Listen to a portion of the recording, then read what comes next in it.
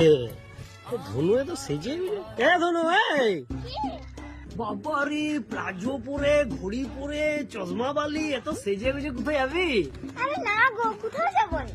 কোথাও যাবো নাই? মিথ্যা কথা বলা হচ্ছে। আমি যাবো নাইলে তোর সঙ্গে কোথায় যাবি বল? আরে না গো কাকু, কোথাও যাবো না, এমনি সাজলিও। বাহ, তুমি কোথাও যাবে না, উদুমায় সেজে নিলে? উদমা সাজিনি, একজনকার জন্য দাঁড়িয়ে আছি, কখন আসবে সেটাই ভাবছি। কেমন আসবি এক যে এত সাইজে হয়েছে তোকে? আর বলো না, কালকে সাইকেল নিয়ে বেরিয়েছি আর গোটা রাস্তা তো জলে ভর্তি। হ্যাঁ তা বটে। এরপরে রাস্তার ধার দিয়ে পাড়ার ওই গন্ডগুলো কাকিমাটা যাচ্ছিল। দিদি সাইকেলটা নিয়ে যে ঢপাক করে মেরে দিচ্ছ নাকি? আরে না গো, মারি না, একটু জল ছিটকে গায়ে লেগে গেছিল, ওই লেগে তো কাকিমাটার লেগে সেজে গুজে দাঁড়িয়ে আছি। ইয়ার লেগে দাঁড়িয়েছো মানে কিছুই তো বুঝতে লাগলো।